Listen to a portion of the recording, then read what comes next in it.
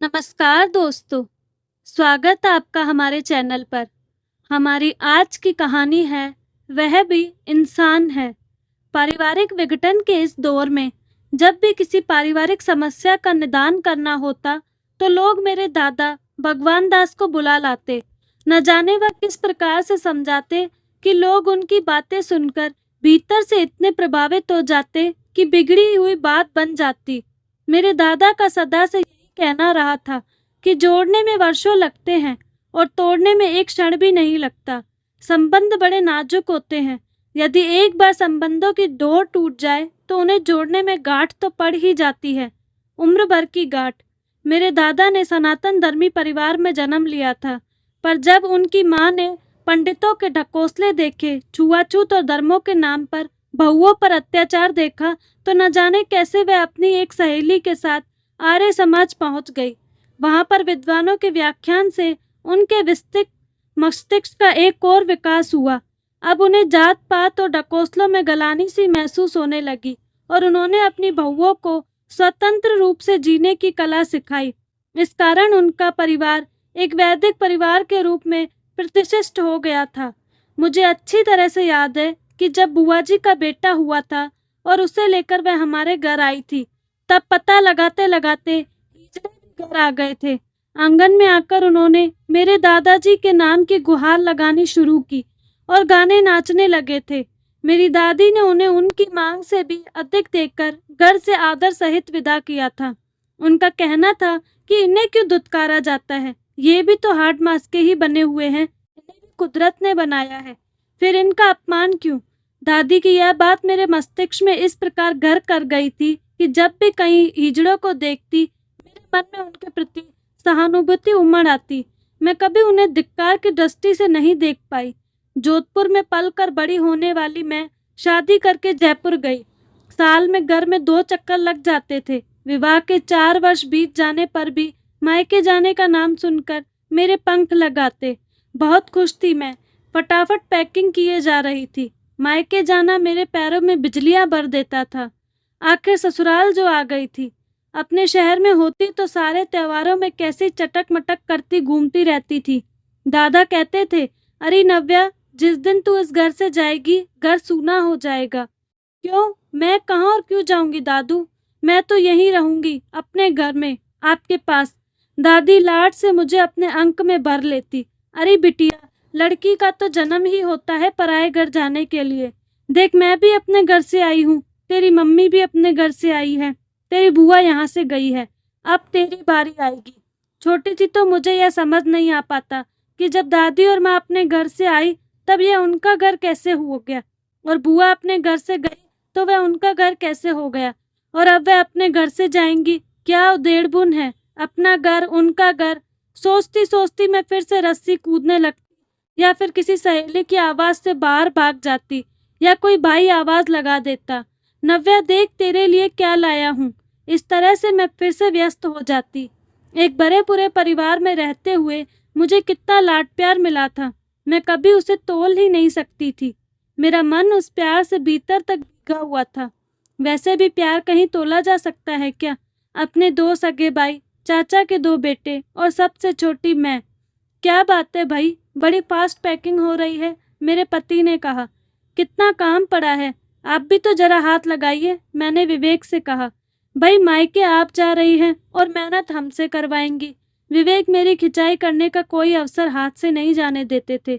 हद करते हैं आप भी तो बाहर जा रहे हैं अपने काम से। भाई, हम तो काम से जा रहे हैं, फिर जल्दी लौट भी आएंगे। लंबी छुट्टियां तो आपको मिलती हैं, हमें कहाँ। विवेक को कंपनी की किसी मीटिंग के सिलसिले में बाहर जाना था, सो तय कर लिया गया वे अपने काम से बाहर जाएंगे और कुछ दिन मैं अपने मायके रुक कर आऊंगी। जोधपुर में कोई आकर मुझे उतार लेगा। 1 सप्ताह अपने मायके जोधपुर रहकर मैं वापस जयपुर आ जाऊंगी। विवेक ने मुझे और देवांश को स्टेशन ले जाकर जोधपुर जाने वाली गाड़ी में बिठा दिया और मेरे घर फोन करके कह दिया कि मैं इतने 7 बजे तक जोधपुर पहुंच जाऊंगी। फोन पर डांट भी खानी पड़ी उससे। अरे भाई, पहले से फोन कर देते तो जयपुर से ही ना आ जाता कोई लेने। आजकल के बच्चे भी। दामाद को इससे अधिक कहा भी क्या जा सकता था। विवेक ने मुझे फर्स्ट एसी में बिठाया था और इस बात से संतुष्ट हो गए थे कि मेरे डब्बे में एक वृद्धा भी थी। मुझे कुछ हिदायतें देकर विवेक गाड़ी छूटने पर अपने गंतव्य की ओर निकल गए। अब मेरी जर्नी शुरू हो गई थी। देवांश 10 माह का था। डब्बे में बैठी महिला मुझे घूरे जा रही थी। कहाँ जा रही हो बिटिया? वृद्धा ने पूछा। जी जोधपुर। ये तुम्हारा बच्चा है? जी हाँ। मुझे कुछ अजीब सा लगा। आप कहाँ जा रही हैं? मैंने माला फेरती हुई उस महिला से पूछा। जोधपुर। उसने छोटा सा उत्तर दिया। उसे मानो बेचैनी सी हुई। बोली, वे तुम्हारे घर वाले थे? जी हाँ। रहती कहाँ हो? जोधपुर। जी नहीं, जयपुर। तो जोधपुर? मायका है मेरा। किस जगह? कबूतर चौक में। कबूतर चौक एक जानी मानी व बड़ी कॉलोनी है। अरे वहीं तो हम भी रहते हैं। हम कबूतर चौक के पास रहते हैं। और तुम? जी कबूतर चौक से थोड़ा आगे चलकर दाहिनी ओर शांति निकेतन बंगला है, वहीं। वह तो भगवान दास का है। फिर कुछ रुक कर वह वृद्धा बोली, तुम उनकी पोती तो नहीं हो? जी हाँ, मैं उनकी पोती ही हूँ। बेटी, तुम तो घर की निकली।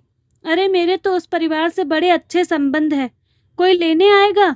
जी हाँ, घर से कोई भी आ जाएगा। भैया, कोई भी, मैंने कहा। वृद्धा निश्चिंत तो माला फेरने लगी। तुम्हारी दादी ने मुझे आर्य समाज का सदस्य बनवा दिया था। पहले हरे राम कहती थी, अब हरिओम कहने लगी हूँ। वह हंसी। मैं मुस्कुरा कर चुप हो गई। वृद्धा माला फेरती रही। गाड़ी की रफ्तार कुछ कम हुई। अजमेर आया था। गाड़ी ने पटरी बदली। खटर पटर की आवाज ने मुझे किसी के दरवाजा पीटने की आवाज आई। मैंने देवांश को देखा, वह गहरी नींद में सो रहा था। मैंने उसे बर्थ पर लिटा दिया और अपने केबिन से होकर मैं गेट तक गई। कोई बाहर लटका हुआ था। अंदर से दरवाजा बंद होने के कारण वह दस्तक दे रहा था। मैंने इधर उधर देखा। मुझे कोई दिखाई नहीं दिया। सब अपने अपने कैबिन में बंद थे।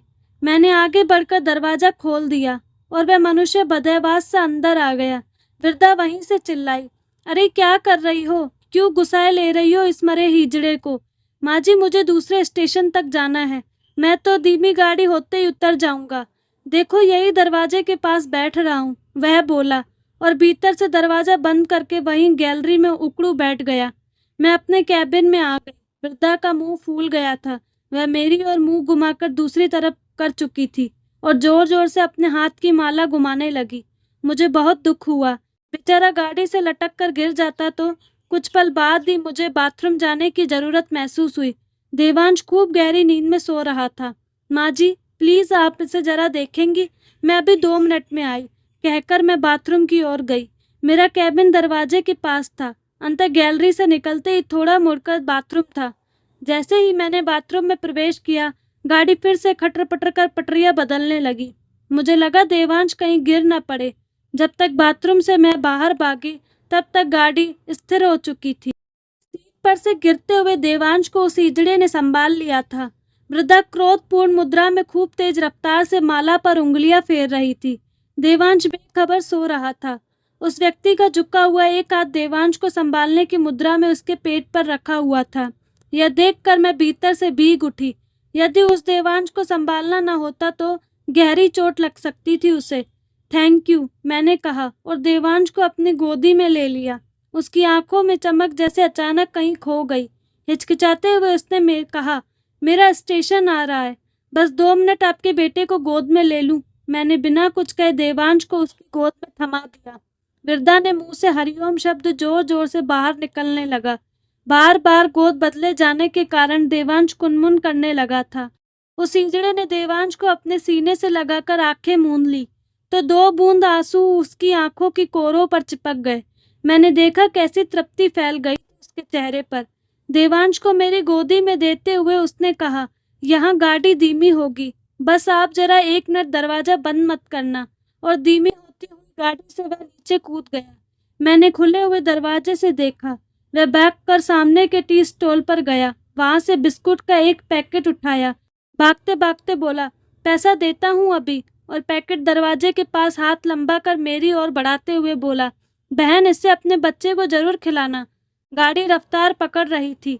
मैं कुछ आगे बढ़ी। मैंने पैकेट पकड़ना चाहा पर गोद में देवांश के होने के कारण और आगे बढ़ने में झिझक गई और पैकेट हाथ में आते आते गाड़ी के नीचे जा गिरा। मेरा मन धक्क से हो गया। बेबसी से मैंने नज़र उठाकर देखा। वह व्यक्ति हाथ हिलाता हुआ अपनी आंखों से आंसू पोंछ रहा था। तो दोस्तों, कैसी लगी आपको कहानी? अपनी राय कमेंट बॉक्स में ज़रूर दीजिएगा। अगर अभी तक आपने हमारे चैनल को सब्सक्राइब नहीं किया तो प्लीज़ चैनल को लाइक, शेयर एंड सब्सक्राइब ज़रूर करें। धन्यवाद।